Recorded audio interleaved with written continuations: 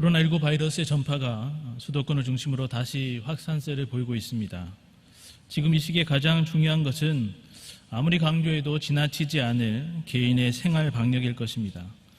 잘 아시다시피 마스크를 착용하고 거리 두기를 하고 손 씻기를 하는 등 어쩌면 결벽증이 있는 사람처럼 철저하게 개인 방역을 지킬 때 자신을 바이러스의 위험에서 지킬 수 있을 것입니다.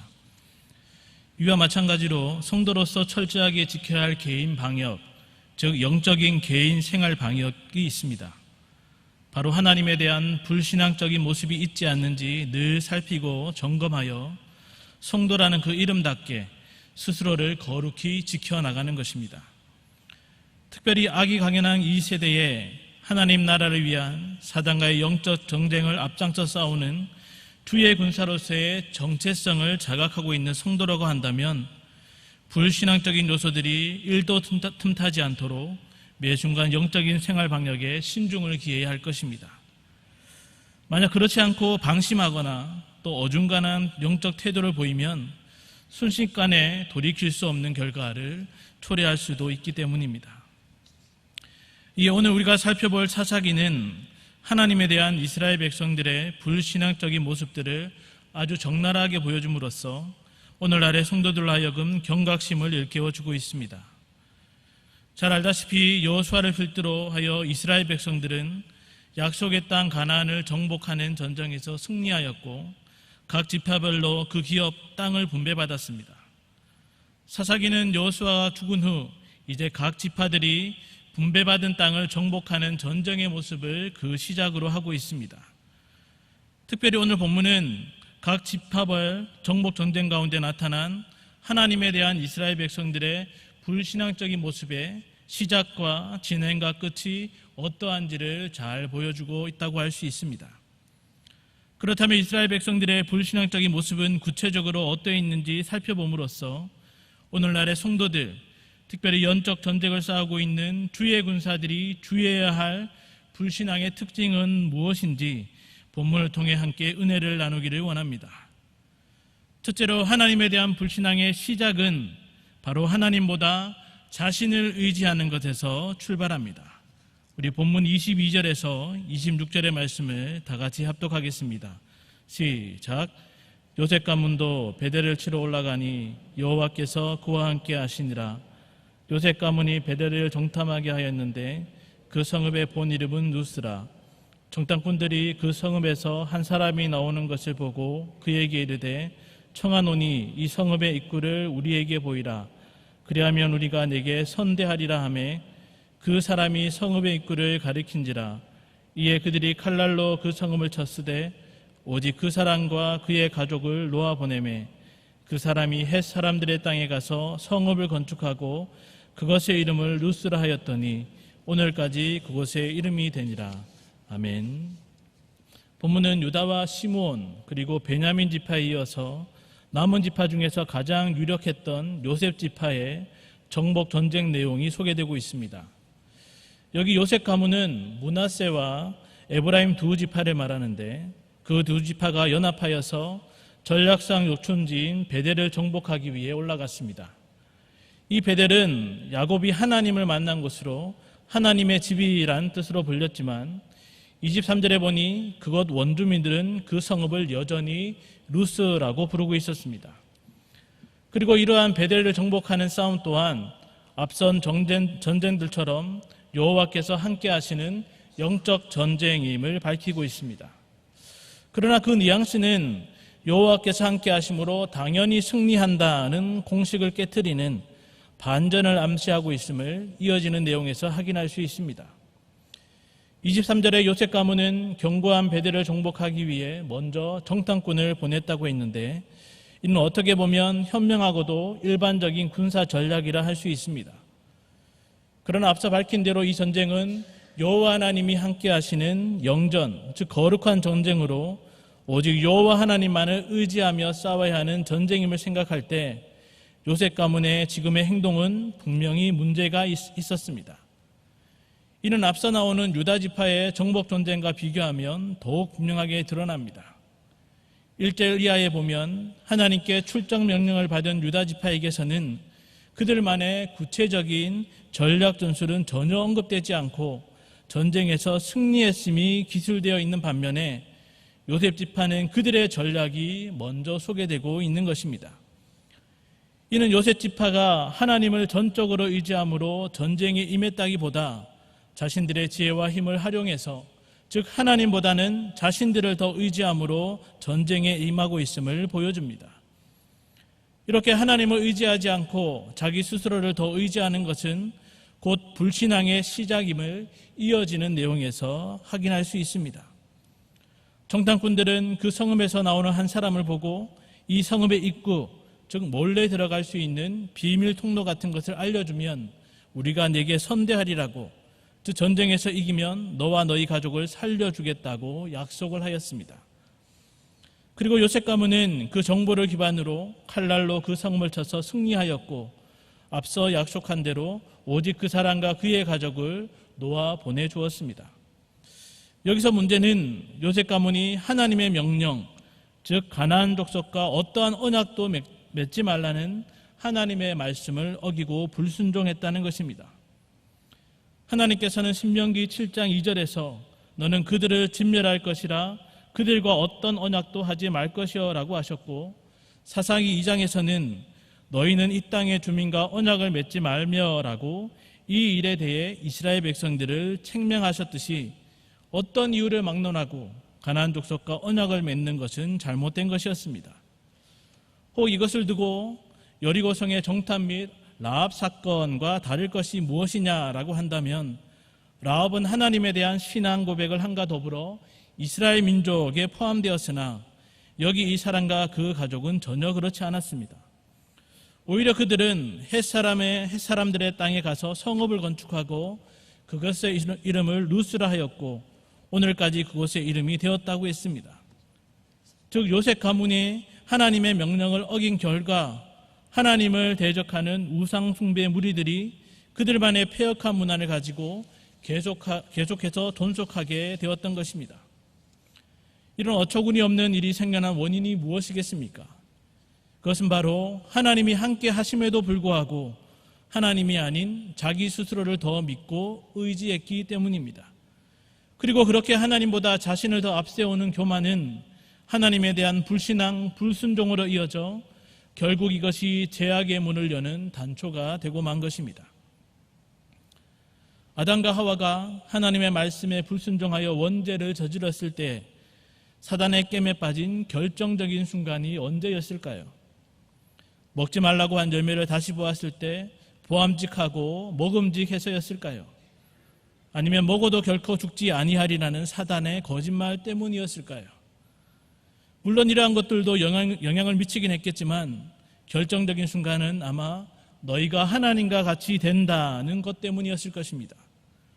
즉 사단의 이 거짓말이 그들로 하여금 그 열매가 전지전능하신 하나님처럼 지혜롭게 할 만큼 탐스러운 열매로 보이게 했을 것입니다.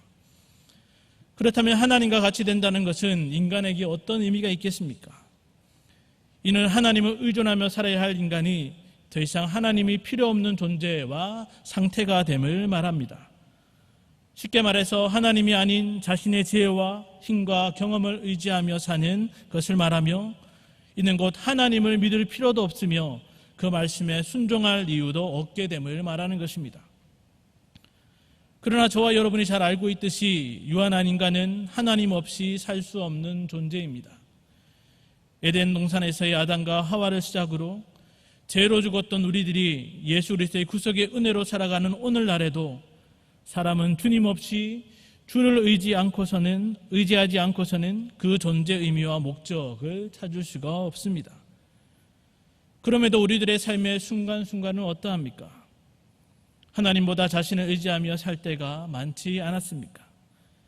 임마누엘의 하나님을 늘 외치고 소망하면서도 하나님보다 자신의 지혜와 힘과 경험을 앞세울 때가 한두 번이 아니지 않았습니까? 힘들 때는 하나님을 찾다가도 상황이 조금이라도 좋아지면 언제 그랬냐는 듯이 자기 잘난 맛에 사는 우리들의 모습이지 않았습니까? 교회를 통해 주어진 여러 직분을 감당할 때에도 주님이 친히 감동케 하셔서 부르신 소명과 사명 앞에서도 자신의 지혜와 판단을 더 의지함으로 십자가의 길을 외면한 채 충성의 열매를 맺지 못한 때가 많이 있지 않았습니까? 여기서 우리가 정말 명심해야 할 것은 그렇게 하나님이 아닌 자신의 지혜와 힘을 의지하는 것이 곧 하나님에 대한 불신앙과 불순종의 출발점이라는 것입니다.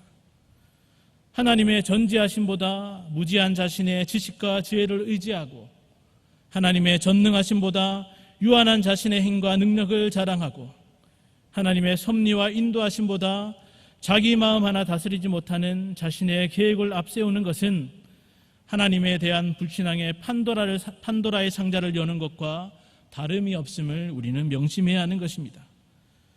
특별히 자존감을 중요시하는 이 시대이지만 하나님으로 말미암는 하나님을 의지하지 않는 자존감이라면 그것은 곧 가장 무섭고도 지독한 자신이라는 우상을 의지하고 숭배하는 것임을 우리는 반드시 기억해야 하는 것입니다. 따라서 우리는 사사기 마지막에 그때에 이스라엘의 왕이 없으므로 사람이 각기 자기의 소견에 오른 대로 행하였더라는 말씀을 늘 마음에 새겨야 합니다.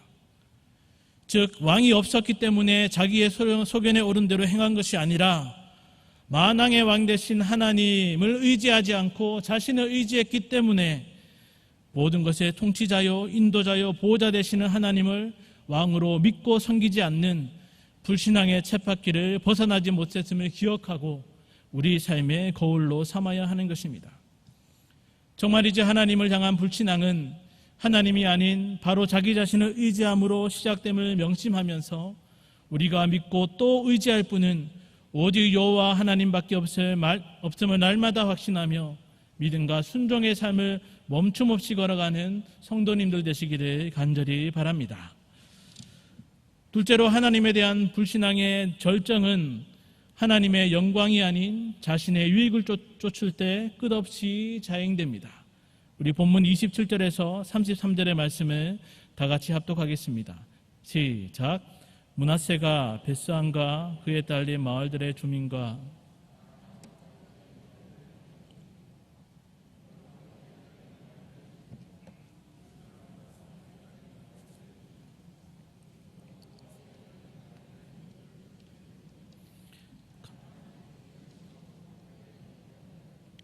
이스라엘이 강성한 후에야 가나안 족속에게 노역을 시켰고 다 쫓아내지 아니하였더라. 에브라임이 게셀에 거주하는 가나안 족속을 쫓아내지 못하매 가나안 족속이 게셀에서 그들 중에 거주하였더라. 스불론은 기드론 주민과 나알롯 주민을 쫓아내지 못하였으므로 가나안 족속이 그들 중에 거주하면서 노역을 하였더라. 아셀이 악고 주민과 시도 주민과 알락과 악식과 헬바와 아빅과 루엇 주민을 쫓아내지 못하고 아셀 족속이 그 땅의 주민이 가나안 족속 가운데 거주하였으니 이는 그들을 쫓아내지 못함이었더라. 납달리는 벳세메스 주민과 베다난 주민을 쫓아내지 못하고 그 땅의 주민과 가나안 족속 가운데 거주하였으나 벳세메스와 베다난 주민들이 그들에게 노역을 하였더라. 아멘. 하나님이 아닌 자신을 의지하는 불신앙의 바람은 곧바로 죄악의 거센 풍파를 일으키게 되었음을 계속되는 본문에서 확인할 수 있습니다. 27절부터 33절까지는 요셉 가문에 속한 므낫세와 에브라임 지파뿐 아니라 스불론, 아셀, 납달리 지파가 가나안 각 족속을 점령한 내용을 보여주고 있습니다. 여기서 우리가 주목해 봐야 할 것은 각각의 지파가 가나안 어느 지역, 어느 족속과 그에 딸린 마을들의 주민을 점령했다는 내용이 아니라 그 가정 속에 나타난 몇 가지 특징들에 관심을 가져야 합니다. 먼저는 27절에 므낫세 지파가 주민들을 쫓아내지 못하매라고 했습니다. 이것은 므낫세 지파의 군사력이 약한 이유일 수도 있지만 근본적으로는 하나님을 의지하지 않고 자신을 의지한 불신앙의 결과라 할 수 있습니다. 그런데 아이러니한 것은 그런 이스라엘 백성들의 상태를 꿰뚫어 보고 있기는 한 것처럼 가나안 족속이 결심하고 그 땅에 거주하였다는 것입니다. 사실 가나안 족속들은 전지전능하신 하나님으로 말미암아 그 소문만으로도 이미 두려워 떨고 있었으며 여차하면 무조건 도망갈 준비를 하고 있었습니다. 그런데 각 지파별로 벌이는 정복전쟁의 뚜껑을 열어보니 이스라엘 백성들의 모습이 하나님은 온데간데였고 자신들과 별반 다르지 않는, 어쩌면 자신들보다 못한 모습에 그들의 마음이 바뀌어 버렸던 것입니다. 쉽게 말해서 이름만 하나님의 백성이지 별거 아니네, 이 땅에 그냥 우리가 눌러 살아도 괜찮겠다라고 한 것입니다. 그런데 이러한 므낫세 지파를 비롯한 이스라엘 백성들의 불신앙, 불순종으로 말미암는 죄악의 여파는 사실 시작에 불과했습니다. 28절에 보니 이스라엘이 강성한 후에야 가나안 족속에게 노역을 시켰고 다 쫓아내지 아니하였더라고 했습니다. 여기 이스라엘이 강성한 후란 언제인지 정확히 알 수는 없지만 분명한 것은 가나안 족속을 모두 몰아내기에 충분한 힘을 가진 때를 말합니다. 그런데 바로 그때에도 이스라엘 백성들은 가나안 족속을 다 쫓아내지 아니하였더라고 했습니다. 앞에서는 쫓아내지 못했다라고 했는데 이제는 할 수 있음에도 결코 그들을 쫓아내지 아니하였다는 것입니다. 왜냐하면 이스라엘 백성들이 가나안 족속에게 노역을 시키고자 했기 때문입니다. 즉 그들을 부려먹으니까 굉장히 편했기에 그들을 진멸하라는 하나님의 말씀을 무시하고 자기 편의와 유익을 따라 일부러 쫓아내지 않았던 것입니다. 그런데 이렇게 자기 유익을 쫓아 가나안 족속을 노역시키기 위해 자기들 가운데 거주하도록 허용한 불신앙의 양상은 마치 바이러스가 변이를 일으켜 손을 쓸 수 없게 되는 것처럼 이스라엘 백성들의 불신앙은 절정으로 치닫게 되었습니다. 31절에서 33절에 보면 아셀과 납달리 지파는 가나안 족속을 쫓아내지 못하고 오히려 그 가나안 족속 가운데 거주하게 되었다고 했습니다.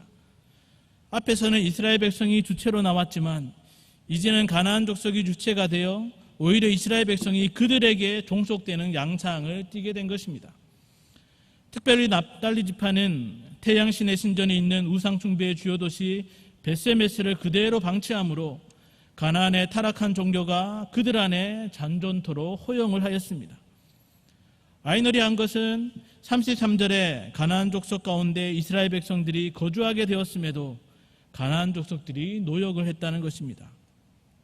이는 납달리 지파를 비롯한 모든 이스라엘 백성들이 이제는 거룩한 하나님의 백성이라는 구별은 더 이상 의미가 없어지고 그저 자신들의 유익에 따라 가나안 족속들과 종교적으로 또 문화적으로 아니 모든 부분에서 동화되고 타협하고 혼합하며 살게 되었음을 의미합니다.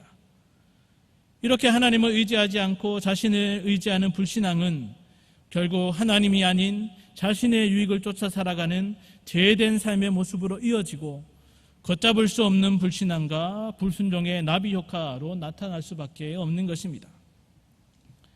우리가 잘 알다시피 사람의 본분은 하나님을 영화롭게 하는 하나님께 영광을 돌리는 삶을 사는 것입니다. 그러나 하나님을 의지하지 않는 사람, 즉 자신을 의지하는 불신앙의 길을 출발한 사람은 좁은 길을 지나 하나님께 영광 돌림이라는 목적지에 도달하는 것이 아니라 언제나 자신의 유익과 편의와 안전을 위한 넓은 길로 나아가며 결국 자기 만족의 목적지에 이를 수밖에 없음을 우리는 기억해야 합니다. 특별히 저와 여러분은 신앙의 여정 가운데 수없이 많은 선택과 결정이라는 순간의 시간을 통과하고 있지 않습니까? 때로는 나 자신뿐만 아니라 영적 리더로서 하나님이 우리에게 맡기신 영혼들을 이끌어 가야 할 때도 있는 것입니다.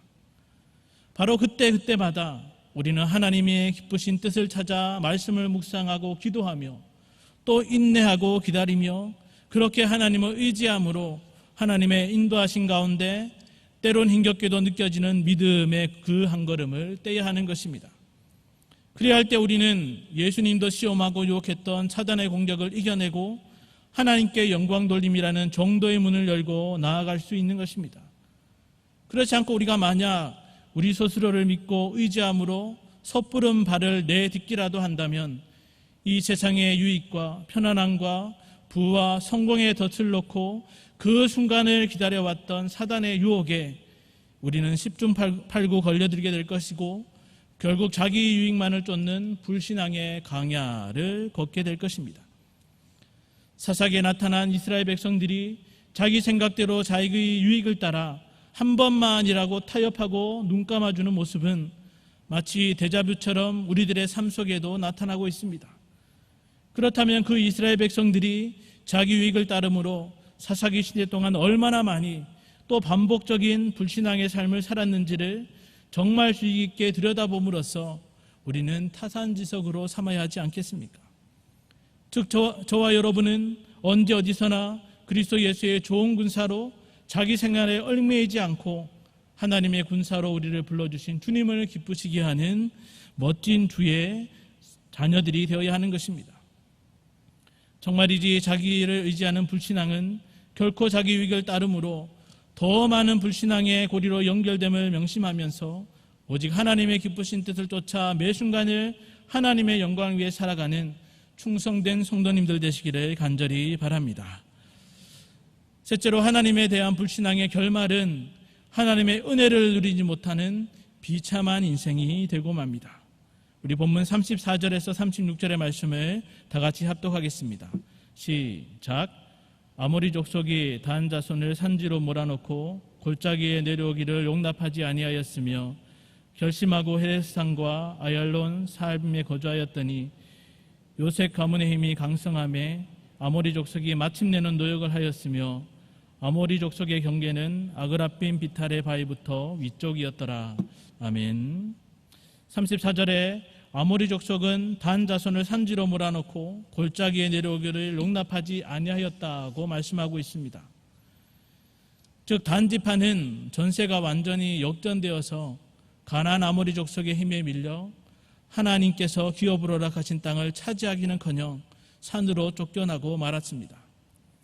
결국 단지파는 살기 편리한 골짜기로도 내려오지 못하는 신세가 되었고 사사기 18장에 보면 사사시대가 거의 끝나가 무렵까지도 그 거할 기업을 찾지 못해서 처량하게 방랑하다가 겨우 라이스라는 곳에 정착하게 되었습니다. 물론 아모리 족속은 요셉 가문이 강하여져서 그들에게 정복당하고 노역을 하게 되었지만 결론적으로 단 지파 입장에서 본다면 다른 지파가 자신들의 땅을 차지하는 억울함까지도 단 지파는 감내해야 했던 것입니다.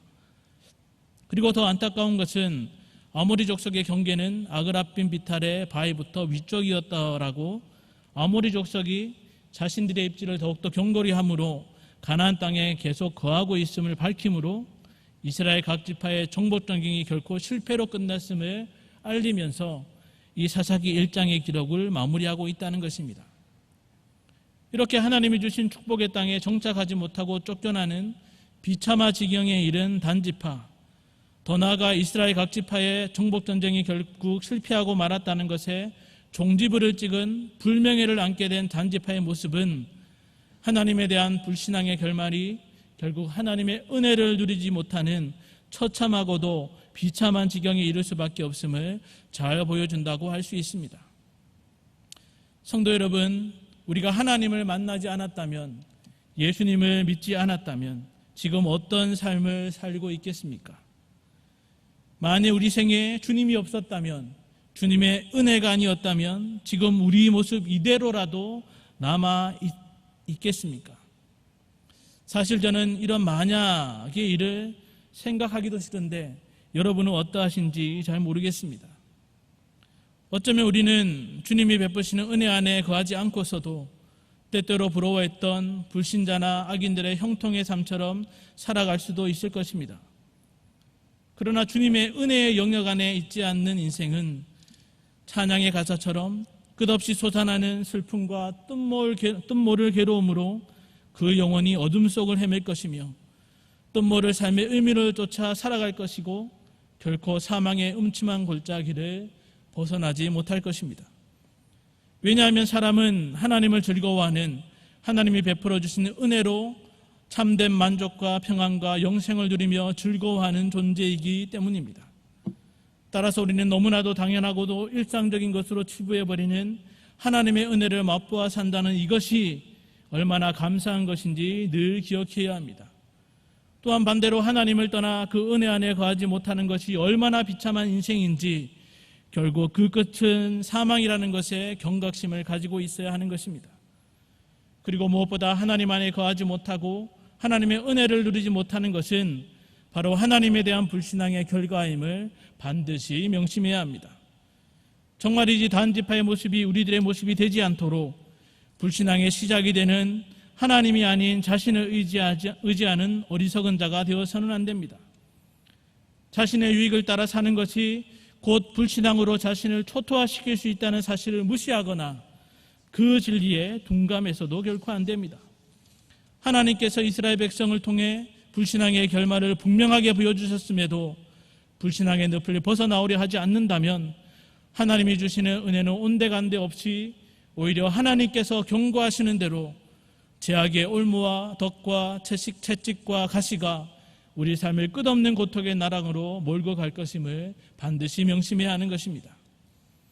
정말이지 저와 여러분이 하나님의 은혜 아니면 살아갈 수 없는 존재임을 명심하면서 그 복된 길을 이탈케 하는 불신앙의 모습은 철저하게 벗어버리심으로 주님 주시는 은혜로서 참된 평강과 위로를 맛보며 오늘도 내일도 주께 묶인 자로 주님과 함께 살아가는 성도님들 되시기를 간절히 바랍니다. 사랑하는 성도 여러분, 그리고 오늘 헌신을 다짐하는 제10, 11, 12 여전도의 회원 여러분, 사사시대를 생각하면 반복되는 많은 전쟁, 그리고 가나안 민족으로부터의 박해와 고난 등 눈물이 앞을 가리우는 슬픔의 시대라 생각할 수 있습니다. 그러나 오히려 사사시대는 하나님이 베푸신 은혜 가운데 사는 시대였습니다. 이스라엘 백성들이 살아가고 있는 이 가나안 땅은 하나님께서 아브라함과 이삭과 야곱에게 약속하신 젖과 꿀이 흐르는 약속의 땅이며 약속의 성취였습니다. 이스라엘 백성들이 큰 민족을 이루고 그 약속의 땅에서 살아가고 있다는 것 자체가 얼마나 큰 은혜인지 기적인지 모르는 것입니다. 물론 여호수아에 의해서 이미 정복한 가나안 땅에서도 또다시 각 지파별로 새로운 싸움이 남아 있었습니다. 그러나 이 싸움은 모세와 여호수아가 이미 싸워 승리한 후에 남아있는 족속들을 몰아내는 싸움에 불과했습니다. 이제 이스라엘 백성들은 하나님의 명령을 쫓아 자신들에게 분배된 땅으로 가서 그 지역에 남아있는 가나안 족속들을 모두 멸하는 싸움, 즉 이미 승리한 싸움에서와 같이 이전처럼 하나님과 함께 싸우면 되는 것이었습니다. 그러나 이스라엘 백성들 각 지파들은 그 싸움에서 패하고 말았습니다. 오늘 본문을 다시 보면 요셉 가문을 소개할 때 하나님이 함께 하신다는 말씀이 마지막 단 지파에 이르기까지 전혀 나타나지 않고 있으며 오히려 각 지파의 형국이 점점 기울어져 가나안 족속 가운데 거주하게 되었으며 심지어 쫓겨나는 신세가 되고 말았습니다. 어떻게 하나님의 약속의 땅, 축복의 땅에서 하나님의 은혜의 시대를 살았음에도 이스라엘 백성들이 가나안 족속들을 진멸하지 못하고 이러한 비참한 지경에 이르게 된 것입니까? 그것은 바로 하나님을 온전히 믿지 못하는 불신앙 때문이었습니다. 그들은 하나님보다도 자신들의 지혜와 힘을 의지함으로 불신앙의 문을 열었고 하나님의 영광을 위해 그 말씀을 청종하기보다 자기의 유익과 편의를 따름으로 죄악과 타협하며 불신정의 길로 더욱 나아갔으며 결국 하나님이 이미 허락하신 은혜조차도 누리지 못하게 되었던 것입니다. 그렇다면 오늘 살아가는 저와 여러분은 어떠해야 하겠습니까? 사실 성도된 우리들이 살아가는 이 시대는 사사시대와 같다고 할 수 있습니다.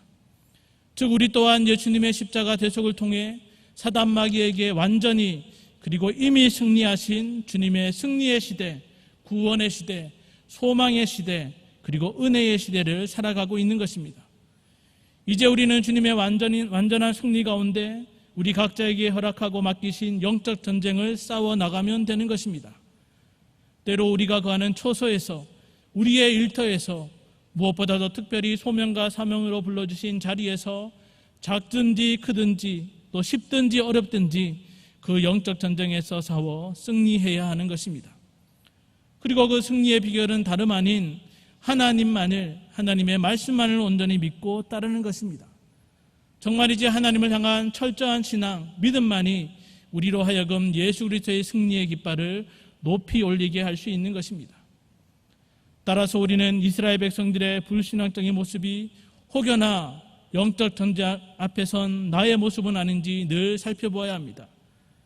즉 나는 모든 일을 시작함에 있어 하나님이 아닌 나를 의지하고 있지는 않는지, 나는 모든 일을 진행함에 있어 하나님보다도 내 유익을 따라 살고 있지는 않는지, 나는 모든 일을 마침에 있어 지금까지 하나님의 은혜를 누리며 살고 있는지라고 늘 점검함으로 불신앙의 시작과 진행과 마침 그 어디에도 속하는 자가 되어서는 안 되는 것입니다. 정말이지 점점 더 맹렬해가는 사단과의 영적 싸움, 곧 주님이 오심으로 마치게 될 최후의 싸움 가운데서도 우리 예수 십자가와 성령님을 통해 이미 승리한 싸움에서 주님과 함께 싸우는 자들임을 명심하면서 주님을 향한 불신앙의 모습은 그 모양이라도 잊지 않도록 철저하게 신앙을 견지함으로 모든 삶의 자리에서 승리의 계가를 부르며 승리의 전리품으로 주님께 영광 올려드리는 이 시대의 하나님의 사사로서 또 하나님의 군사로서 하나님의 구원과 승리를 선포하는 경영의 모든 성도님들 되시기를 주님의 이름으로 간절히 축원합니다.